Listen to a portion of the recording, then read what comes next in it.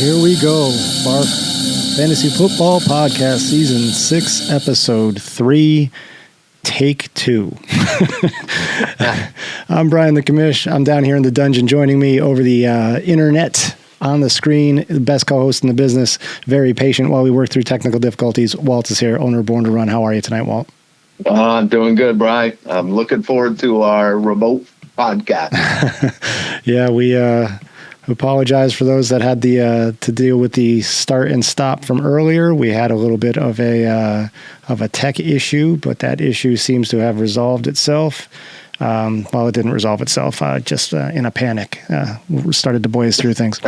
So this is the BARFF Fantasy Football Podcast, where we look at everything fantasy football through the lens of our league, BARFF. And what we're going to do is we're going to take a look at Week 3 action. And Walt, what a week it was.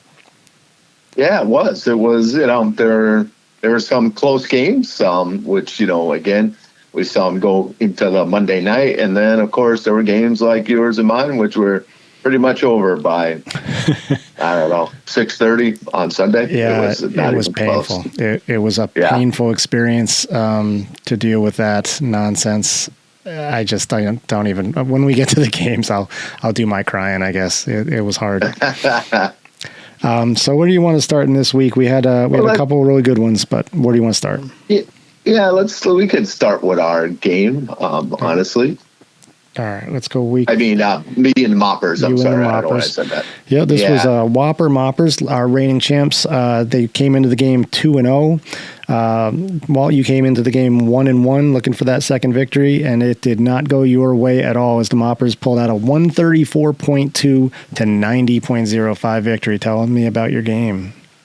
Yeah, I mean, I think from last week when I was saying that, I would have had to have a really good week to beat the Moppers.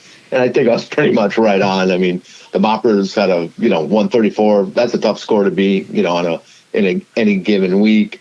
And then, what really killed me was Barkley, seriously underperformed. Dak, I was kind of surprised that he was as bad. But when you lose CeeDee Lamb, that kind of made it difficult for, of course, him to do anything but throw underneath, which was really frustrating. And then you go turn the other side. Tom started off well on Thursday with Cook, getting 21. And he just had Nico woke up. Puka had a nice week. So, yeah, he had a really good week. And my team pretty much, projected 128, got 90. Seriously underperformed. That's an underperformance. Who was most disappointing for you this year? Is it the ongoing disappointment with Brian Thomas Jr., or was it getting sub 10 points from Saquon Barkley? Yeah, we'll come back to the Brian Thomas comment of how disappointed I am because we can release some news. But, yeah, I would say, right now, I mean, if I look at Barkley and I look at where he is, I mean, he's ranked 13th in the RB position. So, right. You don't pick a guy where I picked him to be the 13th best running back. Correct. Yeah. Yep. So that very hurts. Disappointing. That does hurt. For sure. That does hurt. On the Whopper Moppers side of the ball, you hit it right on the head. He starts out hot with Cook. He gets a subpar performance from Mahomes, but it doesn't matter. Just solid all the way down the lineup. Yeah, and I think that's what you can say about the Moppers. He's solid all the way down his lineup. Yeah. Again, if he avoids the injury bug, he's going to be tough. I agree. I believe still joining us on the line, the owner of No Lineup Needed is with us. Christian, are you there? Can you hear us? Oh, I'm here. Sorry if I have any background noise. Yeah, no worries. We you are the least of our sound problems tonight. We had no sound, which was the result of an unbelievable echo that we had that would have killed all of our listeners. So, but we straightened it out. So when you looked at this matchup, Whopper Moppers taking out Born to Run, what stood out to you? Was it a surprise to you that Whopper Moppers won so decisively? No, I don't think it was surprising. I think it was just I don't think there's any holes, and Whoppers don't have to worry about anything week to week. Maybe Mahomes underperforming a little bit because the Chiefs are kind of bad, but it's like every running back, every wide receiver, it's just like, why worry? You put up 130, 140 points a week. Exactly right. Yeah, Whopper Moppers is looking good, and a sub 100 performance from Born to Run is not a normal occurrence. It's not going to cut it. It's not going to cut it, but I wouldn't expect it week in and week out. So 1-2 is better than 0-3. And yep. Where do you want to go now? he doesn't mean to rub that in, Christian. And I think when you said it might be background noise, I wasn't sure if maybe that was your tears hitting the floor. That's just another. I mean, let's talk about your game because it was really good and it was a really good game. Emotions everywhere. Oh yeah, absolutely. So Christian, hold on. We're talking about worst team ever, squeaking out 3.6 points, 127.6 to 124.0 over no lineup, who fall to the dreaded 0-3. Christian, tell us about your game. I mean, it's been the same story as other weeks with like Ladd and Gianti underperforming. I mean, CMC looks dominant. Lamar is slinging the ball, running the ball. So I'm not really mad at that. And I think my other receivers are good. But it's just those two guys. I think if they performed anywhere near expectation, I'd have won 3 games by this point. But again, I don't know. I think I have the 3rd or 4th most points in the league. Yeah. If we're points for, so I can't be mad. Yeah. Just kind of every week. And then David Montgomery has 10 yards of carry minimum, which is crazy. So I mean, it's I don't know. I think I win 9 out of 10 of those. If it happens, 9 out of 10. That game Monday night happens 9 out of 10 times, but it happens. Yeah. Yeah, I agree. Well, when you look at this game, what jumps off the page for me is Caleb Williams out dueling Lamar Jackson. Did you think that was even possible? Actually, against the Cowboy D, I actually thought he was going to do pretty well. I don't know if I would have said 33, but even more surprising, as Christian, kind of was alluding to, is now, if you said to me, would David Montgomery have more points than Lamar Jackson? I would have said, no way possible. Yeah. So that was ridiculous. He looked it was unbelievable. Against the Ravens D, it was so shocking to see how well he did. Yeah, worst team ever. Picks up that win. They're 1-2. And great performances. The Buccaneers D putting up 13. They got 24 points from D and kicker. When you perform that well down the bottom of the lineup, good things are going to happen to you. I mean, he defied all odds. One, I kind of said last week I didn't think he had a chance. 2, he got 0 from CD. And I mean, it just, this just goes to show that's why, as they say, we play the game because. Yeah. It just, you never know on any given week. 100%. What is the deal? CD's still listed as doubtful on Wednesday. Did they give that injury? I've just been out of the loop on CD's situation. Well, at first it didn't look like, I saw the first report saying it didn't look that serious. And then on Monday, they were saying, well, maybe he might have a little stint on IR. So oh boy. I think it's still up in the air. Oh boy. Yep, that's never good. No. And that's a horse that is a horse that worst team ever is really relying on. Your first round pick, and to lose them for any stretch, that's not great. So they're still saying 3 to 4 weeks. 3 to 4 weeks. Yeesh. That's not a good position for worst team ever. But they pick up this win in an exciting game, 127.6 to 124. Where do you want to go next? Yep.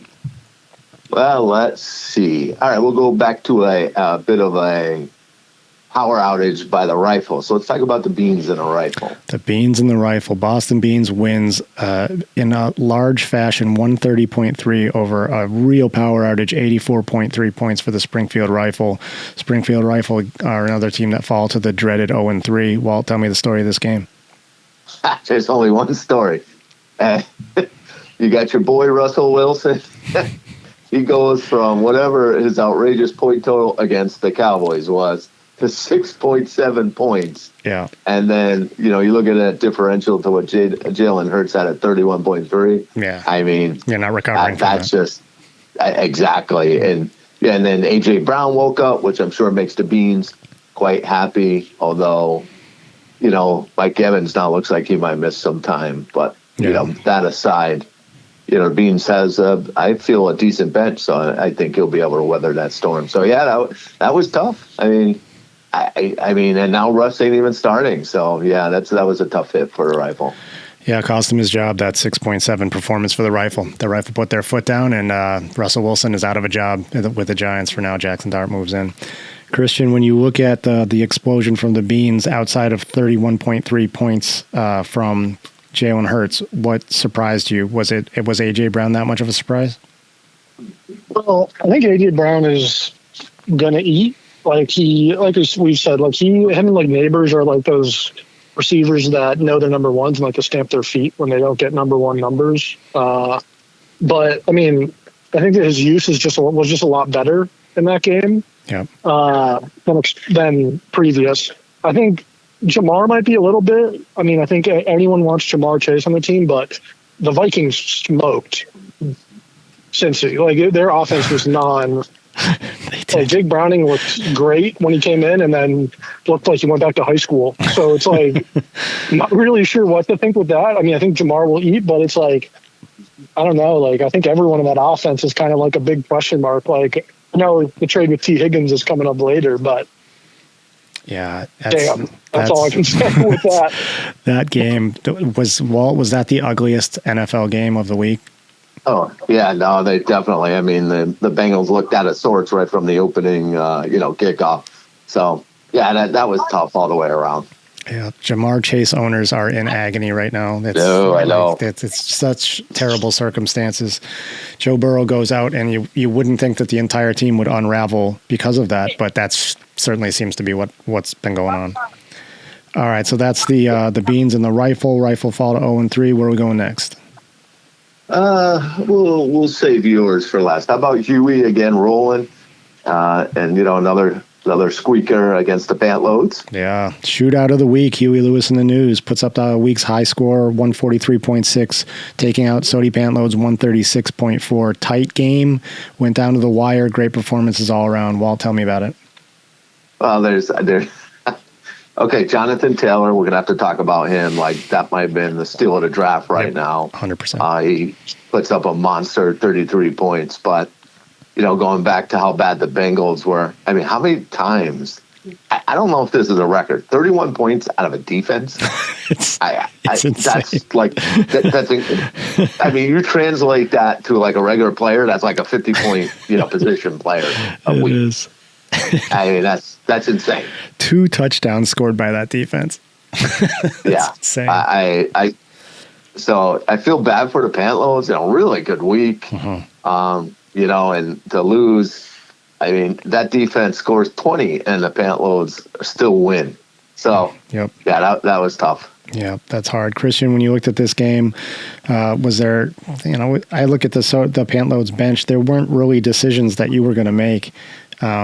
Anything that you could have seen go Sody's way that would have swung this one? This was a 7-point game. No, I mean, maybe some of he might have, I think Sody might have a little bit of the problem with, you have so many performing receivers, you have to just kind of hope the ones you choose are the best scorers.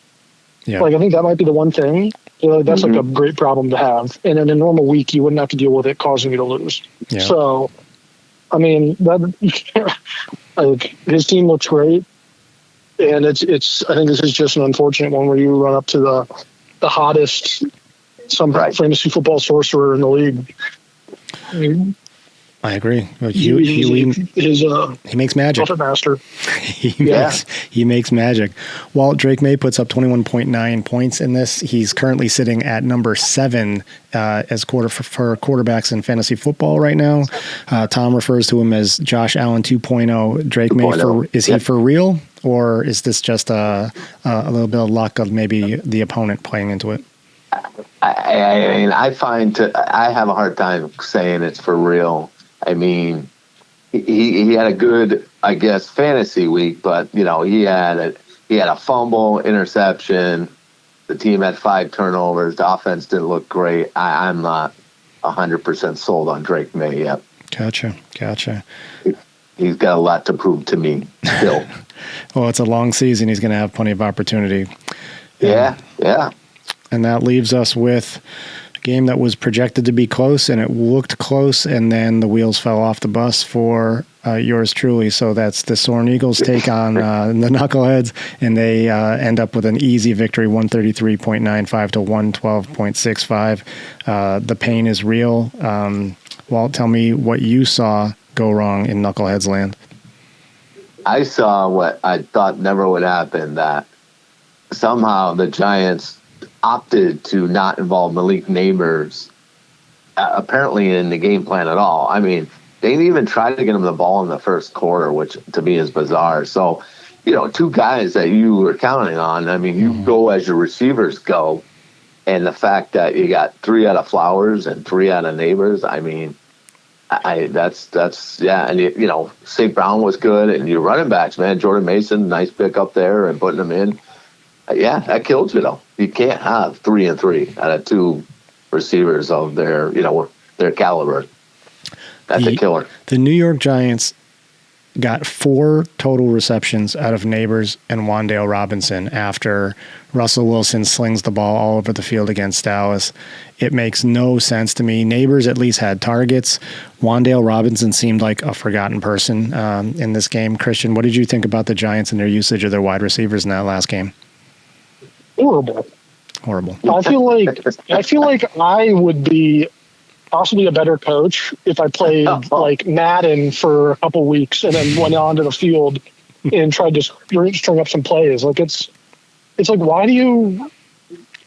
why draft a guy so high that's obviously so talented and then be like, oh yeah, we'll target you 4 times, 3 times, and that'll be our game plan. I mean, Scatterbo looked good. But it's like, wow, imagine running the ball and throwing the ball. That'd be crazy. Yeah. Right? Yeah. Wouldn't that be impressive? Well, we talked last week, and we're not going to get a chance to talk about waiver wire because we're shooting the show too early this week. So I want to talk about Wan'Dale because I brought him up. Wan'Dale Robinson had a terrible fantasy game. He had a terrible NFL game. He was ignored. And it's a good thing for worst team ever as we circle back to the celebrated one. He picked up a win this week, so we can pile on a little bit. People are going to be smiling at him enough at the end of the week. But $53 for Wan'Dale Robinson. And as you called it last week, if you're paying $53 for a guy, you better not see him on the bench. And you were 100% right. Tell me the mentality of an owner that pays $53 for a player and stashes him on the bench. Well, I guess I'll give him credit because if he started, it was a good move. I don't know. Actually, I'm wrong. If he would have did for T. Higgins, he still would have won. So I guess I'd have been wrong about that. But I don't. It's hard for me to wrap my head around that, to make that kind of bid and then make that decision that you're not going to play him. Yeah, I don't get it. Yeah, he would have picked up an extra 1.1 points over T. Higgins. Yeah, if he's right. Actually, he could have put him in for a CD and he still would have been better off. He would have been much better off. Yeah. I mean, it was worst teams ever week, I think, is what we're figuring out right now. Wan'Dale Robinson at 3.6 points out-dueled 2 of those receivers, and worst team ever still picks up a win. That's good ownership. That's just knowing your deal. Just turn in the knife while I'm here, guys. Just turn in the knife. Sorry, Christian. Sorry. No, you're good. That's brutal. So that's week 3 in the books, and I want to just talk about where that leaves us in the standings. Again, for those that may not be familiar, who may be watching, we've got 10 teams in the league right now. Whopper Moppers, our reigning champs, are at the top at 3-0. Right behind them in terms of points scored, Huey Lewis and the News. They're also 3-0. The Soaring Eagles improved to 2-1 this week. Knuckleheads fell to 2-1. In 5th place, Sody Pantloads 2-1. Boston Beans 1-2. Born to Run, well, you're 1-2. Worst team ever picked up that first win of the season to go to 1-2. And no lineup, Christian Hard Luck and the Springfield Rifle in the midst of a season-long power outage down at the bottom at 0-3. Let's talk about our upcoming week. Week 4. It's hard to believe week 4 all of a sudden got really important. It's important for some teams. Exactly. We talked about you don't want to be 0-3, and I actually threw out a short out into the internet world of Tommy exclaiming that with some joy, you know, you don't want to be 0-3. And we got like 1,500 views on it because everyone agrees. But I tell you, we could make another one about not wanting to be 0-4 because that is a deep, dark place. So that the potential is there for a couple teams this week for that to happen. And it sure is. And, you know, and I look at one. Well, if we want to kind of jump right into let's talk about the rifle in your game. Right now, ESPN has this tight of 122. They're projecting the rifle to go, but I don't know. There's been some power problems in rifle land. Tell me about it. Yeah, I think, you know, there's a couple of guys on there. Jefferson, like, what is he going to really do? You don't really know, you know, with their quarterback situation. You know, I look at they're projecting Pollard 14 against Houston. Houston, to me, their defense has been tough. Kamara against Buffalo, all right, maybe. Jacobs has got he's questionable.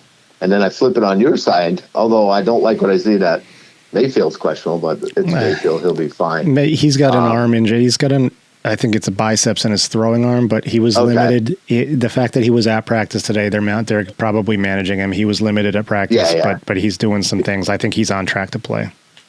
Yeah. So overall, you know, you got a couple tough matchups, no doubt. St. Brown against Cleveland. Cleveland's D is wicked tough.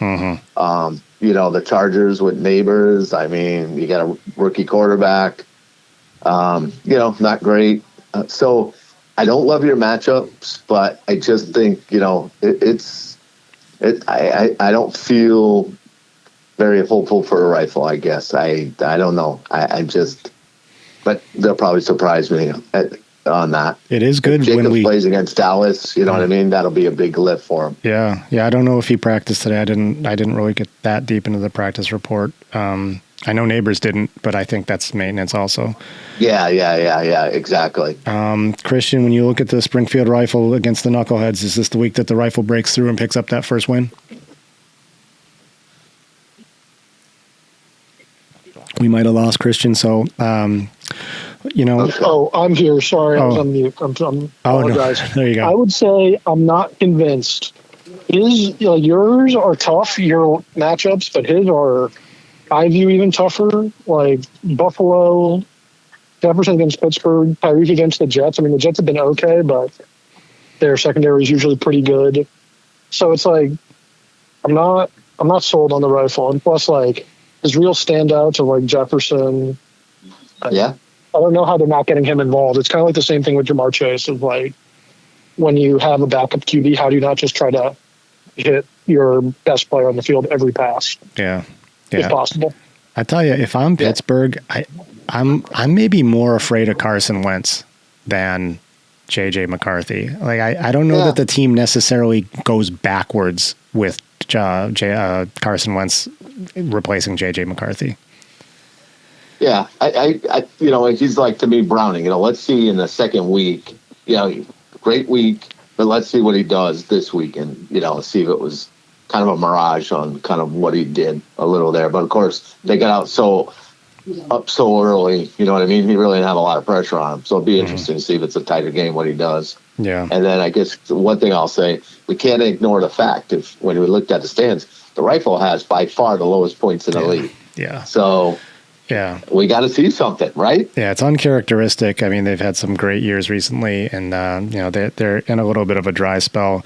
You know, we mentioned as the draft was going on that when you look at some of the names, Kamara, Tyreek, Matt Stafford, that maybe this lineup was had aged a bit, and you know, you're seeing it in some cases. Hopefully they'll turn it around. You know, they're in tight end hell with Sam Laporta, just like most of the teams are, because tight ends just aren't doing the thing this year. But we'll see. Yeah, exactly. All right, where do you want to go next? All right, let's see. Okay, let's talk about the Moppers, the champs against these now soaring Eagles. Yeah, this is projected to be a 7-point swing by ESPN right now, but it's only Wednesday. Whopper Moppers projected to take it 136 to 129 for Soaring Eagles. Whopper Moppers sit on top of the standings at 3-0. Soaring Eagles, winners of 2 straight after an 0-1 start, are at 2-1. It's close projections. Walt, who takes it this week? Okay, so if you looked like we would have said, oh, Holmes against Baltimore, but Baltimore can't cover anybody. James Cook against New Orleans, love it. Trevor Hubbard, I think, against New England, awesome. Mm-hmm. Like Collins against Tennessee, kind of love that. Mm-hmm. And then go on the other side, you got Josh Allen against New Orleans, but I do not like Jahmyr Gibbs against Cleveland. Cleveland, I think, like I said, I think their defense is really, really tough. Yep. And then Arizona, Walker, I mean, he'll probably be okay. I slightly like the Moppers' schedule and the matchup, so I'm going to give them a slight edge this week. All right. Soaring Eagles has Devontae Adams in the lineup this week. We'll talk about trades later. That's a new addition. That's right. Good call out. He's a little dinged with a hamstring already as he makes his Soaring Eagles debut, but I think he's going to play. I think he was limited today. I didn't take a long enough look at the practice report today, but I think he's probably on track to play on Sunday. Christian, looking at some players from both teams, and I don't know, maybe it's just me and my biases, but when I look at Ashawn and that whole situation against the Jets, is the Jets and Miami going to be the ugliest NFL game played this week? Yeah, it will be. I think, but honestly, I think any game Miami plays is pretty ugly at this point. Their coach is about I don't think he knows what to say anymore with how bad they've played. And, it seems like Tyreek, even though he's getting the ball, is kind of pieced out at this point. But I think Deshaun eats no matter what I like. I think the thing that I think the Soaring Eagles could go for is Kemba Walker versus Arizona. I know that was like a pretty nasty game versus San Fran, but McCaffrey still ate that game. And I think that could be like an underrated player.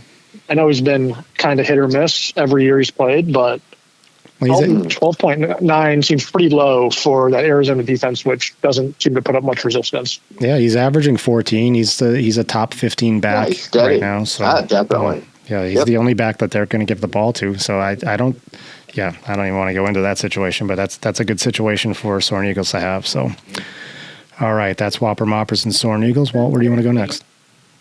Well, let's talk about Huey and worst team ever. Yes, this is going to be another tight projection. This is I believe, 6-point swing, 123.6 to 117.4. It's only Wednesday. Worst team ever has all the reason in the world to be distracted this week, but we'll see what they do. Walt, who takes this game?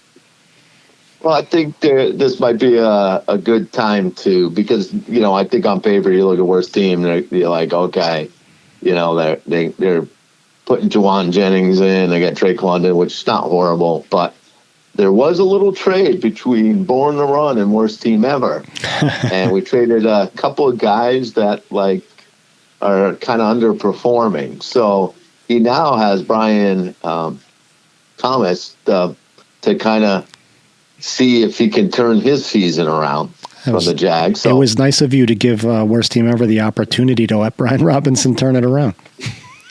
Yeah, so I think, but he helped me, and we'll talk about that because I'm having the underperforming running back position. So I think he's going to put him in there. Okay. Who knows what he's going to do? It's going to be hit or miss, right? Right. But it definitely has a guy with the potential. I mean, he was a top 5 receiver last year. I don't know where he ended up, but he was in top 5. So Brian Thomas Jr. I said Brian Robinson. Right. Yeah. Yep. Yeah. And so, I think that's going to help him. I think, that little shot in the arm, if he somehow can produce, I think it'll be a really close game for sure. Because Taylor against the Rams, Rams are tough on D, I feel. They keep them in the teens. So I think it's going to be really close. I think ultimately I can't go against Huey when it comes to a close game. So I'm going with Huey. All right, Christian, what do you think? Huey Lewis in the news versus worst team ever this week? Yeah, I think I got to go with Huey too. I don't know if Quentin Johnson took PEDs over the summer or just got new fingers, but he seems like he catches every ball that Justin Herbert tosses his way. Yeah. So I think that is actually a standout player. I mean, Pup, I'm fine with him being played, but I mean, Huey also just has so many options on the bench too. He's got essentially 2 starting running backs, Dobbins and Scatterbo. So Yep. I can't go against Huey here. Yeah, Huey's. We talked about the first part of that trade with Soaring Eagles getting Devontae Adams. So Quentin Johnston, who has been red hot, now makes his way over to the Huey Lewis in the News lineup, and also J.K. Dobbins is now down on his bench. So when you look, Walt, if you're talking about J.K. Dobbins and Quentin Johnston for Devontae Adams, do you make that trade? Wow.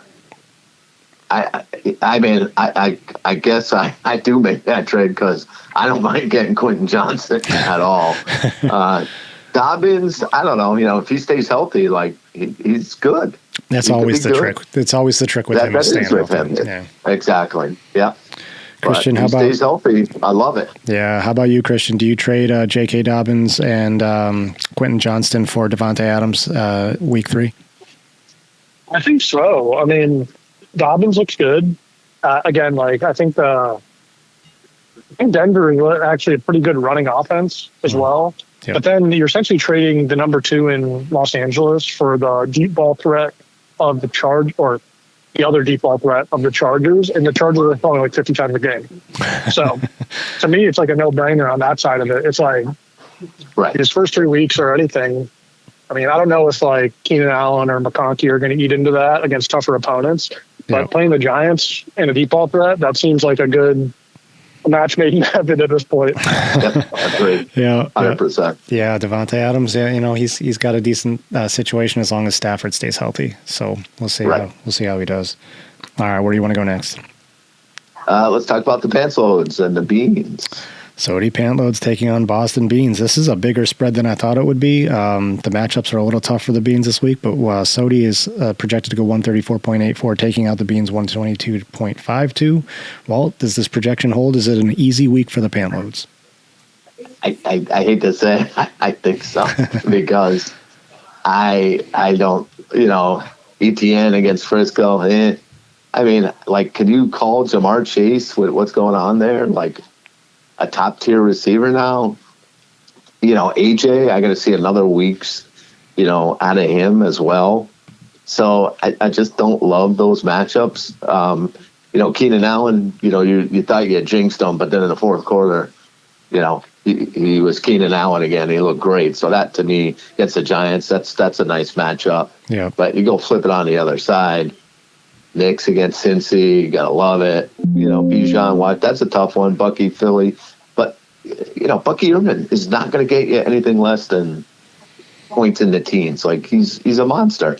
So Garrett Wilson, I think, will have a nice week. Dunze, against Vegas, he looked good against the Cowboys. Sure. So overall, I like the Pantloads. Their matchups look good. He's got guys that are scoring. He's scoring. So Tony will need a good week, I think. All right. Christian, Sody Pantloads projected to win easy over Boston Beans. Is it an easy week in Pantloads land? I do love Sody's team personally. I think Adunze and Wilson are I think two, I won't say underrated at this point because they both performed very well, but we're 2 underrated receivers going into the year. But I agree that I think some of the matchups are pretty damn hard on the Bean side. I mean, I still like his team, even with Surtain versus Denver and Browning. I still like Chase. AJ Brown looks good. Tucker Kraft looks like he's breaking out. So I think it'll be tight, but it's hard to beat Sody's team at this point. Yeah, Rome Odunze started the season week 1, had an off week, and then he's top 5 wide receiver in fantasy football right now. So he's having that's a good turnaround. And Las Vegas is an opponent that you want to see come into town right now. So, yeah. Exactly. All right, well, where are we going next? This is it. Am I going to keep Christian without a win, or is he going to finally get one against me? So we got our game. But all right, Christian, gentlemen. don't look at my projections. I'm turning my lineup upside down. Yeah, there's been some trade activity. It just hasn't gone through yet. No lineup right now is scheduled to take this one 133 to 117 over Born to Run. But Born to Run's got a couple players coming to town. Walt, before we get into analysis, do you want to tell us about who's changed hands in this trade? Yeah, so again, we got Brian Thomas, we give him a new lease on life on worst team ever, and I'm getting the new number one back of the Arizona Cardinals, Trey Benson, who will then replace Isaiah Pacheco, who was also part of the deal, and the much maligned T. Higgins is coming back home to BTR. So that was the trade. And then, what I can also say is Dak Prescott is probably not going to be in my lineup for the foreseeable future because I just can't trust him now, especially with CD out. So like I said, no lineup's going to see a little bit of a different lineup come Sunday. All right. Is it going to be enough to is it going to be enough to overtake no lineup needed? I think so. I think Christian's got to get something out of Genty and McConkey, because if they keep doing what they're doing, I have a feeling Pickens could be benched by halftime when he has an outburst that he's not getting the ball. So I think that's the key. If Christian gets single digits from those two guys again, I think he might be in trouble, because I feel Barkley's going to break out this week. I think, that I might flex in Ferguson because he's all of a sudden I'm going with Ibuka. He's been hot. I don't know why I've been keeping him. So I got some guys I think are going to put some points up. Did you ever think that you were going to be choosing Jake Ferguson or agonizing about possibly choosing Jake Ferguson and inserting him for Brock Bowers? Never in a million years. Never. Jake Ferguson, number one ranked tight end in fantasy football right now. It's insane. Yeah. The targets were ridiculous last week, and it's gonna happen again. Christian, looking at your game this week, you got Born to Run coming to town. You're gonna be trying extra hard to break into that win column. Tell me how you feel about your team's chances this week. I mean, my team is 0-3, and there's been some underperformance. I mean, again, like I brought up earlier, like 10 or 15 points difference, I'd be 3-0 right now. Mm-hmm. I still like my team. They've underperformed, but I think even, if I can survive a little bit, I got Rashi coming back, so my wide receivers will look a bit different. But, I like my team, and I think I have some pretty good matchups. Like, even with McConkey and Genty, like, Chicago's defense didn't look great. New York Giants, even as a wide receiver 3, potentially McConkey could still go big. Mm-hmm. Pickens is potentially... I'll see about if he's in the lineup. I mean, I like him as like the number one pass catcher or with Ferguson. But I mean, Chris Olave's out of my bench, but the dude's getting like pitch and catch 15 targets a game. Yeah. Yep. And so I don't even really hate putting him and Johnson in against Buffalo, considering they've been throwing the ball so much, and those are really the two only targets. Yep. So I think my team is decent, and I don't know if this stuff will go through, but I have some irons in the fire, so my team could look a bit different when Sunday comes. But I'll be confident. So, I've been in 0-3 before, and I'm not really phased at this point. Yeah. So, I like my team, and I think I bet on a bunch of rookies, and I got to hope they work out. Yeah. We talked about this week one, that having a slow start is not unusual for you, and you've pulled it out with great success in the past. So nothing to say that you can't do that again, and we'll see this week. That wraps up our preview of week 4. We got to talk about guillotine. So let's look at the overall scoreboard from week 3. So in week 1, we lost worst team ever. In week 2, we lost Boston Beans. And that leaves us, of the teams that opted in to participate, the low score this week, Born to Run with 90.05. An off week, but an off week means the guillotine falls. Born to Run is officially eliminated from the guillotine pool. Yeah. Well, sorry to see you go, my friend. No, me too. But hey, it's deserved. You put up 90 points. I was not far behind you, I would say. When I put up 112, I was like, this isn't good. So. Yeah. It's brutal. I thought I'd be hanging in there a little longer, but it is what it is. A win this week will make me feel a lot better about that. All right. We looked at the standings. We previewed. We don't have the waiver wire to talk about. We did talk about the trades. I want to do a little. Who do you start? So, Walt, I'm going to start with you. I'm going to give you two players at a position, and it's two players that an owner would legitimately could have on their roster and would legitimately have to make choices week to week about who to play. So this week, heading into week 4, your options for who do you start? Patrick Mahomes or Daniel Jones? I'm starting Mahomes because I think the Ravens secondary is terrible. Although, man, yeah, I'm saying that, and I'm like, I'm almost second guessing now because Danny Dimes has been, but at Rams, no, I'll stick. You know what they tell you, stick with your first instinct. That's what I'm going to do. I'm stick with Mahomes. All right, Patrick Mahomes. But would you have said 3 weeks ago, coming out of the draft, that if we had done a who do you start for week 4, and I had given you Patrick Mahomes and Daniel Jones, that you would have given it any thought, any agony at all? No, none whatsoever. Here's another question. Would you start Daniel Jones or Dak Prescott? Because I'm faced with that, and I can tell you who's winning. I'm not the I got to tell you, from what I've been seeing, especially with that matchup against Green Bay that Dak's got, Daniel Jones is in my lineup 10 times out of 10. Yeah, so, exactly. Exactly. All right, Christian, I've got one for you. Who do you start, Brock Bowers or Juwan Jennings? Ooh, wait, let me just... Oh, I'm sorry, Juwan Johnson. Juwan Johnson. Yeah, yeah. My fault. I would say maybe if I'm doing it this week, I'd say Bowers, just because of the matchup. I think Buffalo could be tough. But I don't know.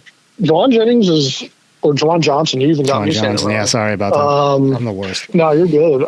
I think that it's, I think this year there's been the kind of like these middling tight ends have come back and just on these teams that just need to move the ball. Yeah. And he's like the safety outlet for Spencer Rattler. I was happy to find him on the waiver wire for free. Uh-huh. But I don't know if Brock Bowers is still injured. That's like the one thing for me. But I think Brock Bowers, I have to say that at this point, but I like Juwan Johnson rest of season. Yeah.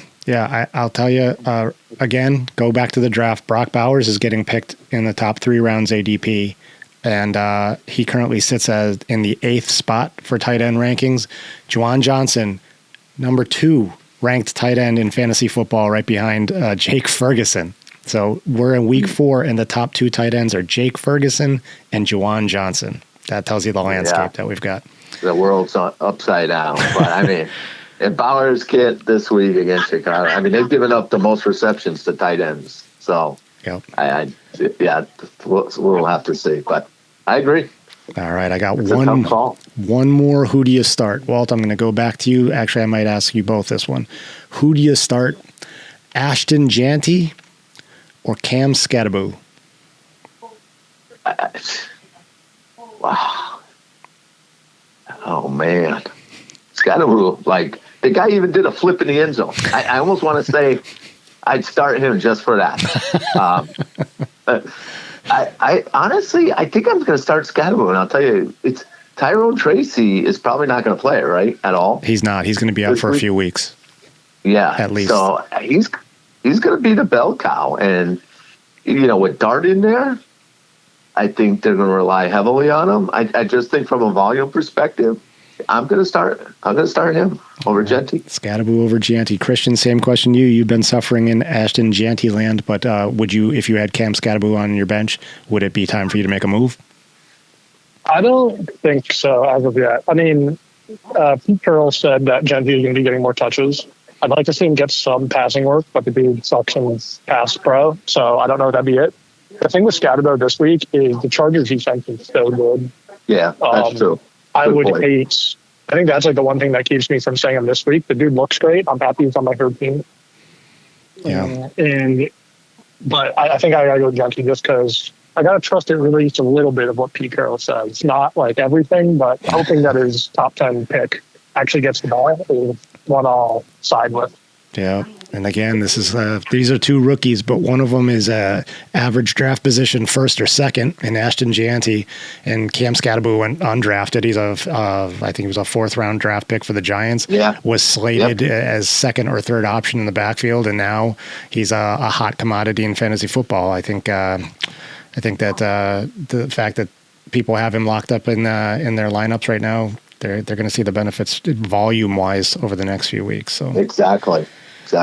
All right, so that was who do you start? It's amazing how the landscape can change. Tight ends we've beaten to death, but quarterbacks and running backs are right there in the mix. We could have done something with a comparison with AJ Brown, because you got to agonize about starting AJ Brown now too, which is what a weird world it is. It's crazy. Yeah, it's bizarro season so far, for sure. All right, that is our look at all things fantasy football through the lens of our league, BARFF. Christian, anything for the good of the order before we call it a night? Sorry, Brian, can you repeat that? You kind of broke up there. Oh, sorry. Yeah, we're going to close it out. You got anything for the league? Anything for the viewers before we close out for the night? Just don't count out Milano needed, even at 0-3. I love it. I like it. I love it. Yep. Well, anything for the league? Yeah, I think, I think, there ain't too many years where a week 4 ends up being like a critical week. But I think for a couple of teams, I know Christian's been able to survive, going 0 you said 4 last year you started? I think it was 0-3 last year. Yeah, so, 0-4. 0-4 that's really tough. So it's hard to believe. Like I said, that week 4 is already a critical week for a few teams. Yeah, it's crazy. It's a dark place to be, but it's salvageable. So if it happens to anybody, you never give up. But ouch, that's tough. All right, that's our show for the week. Christian, thank you for calling in. Greatly appreciated. Yes, Christian. No problem.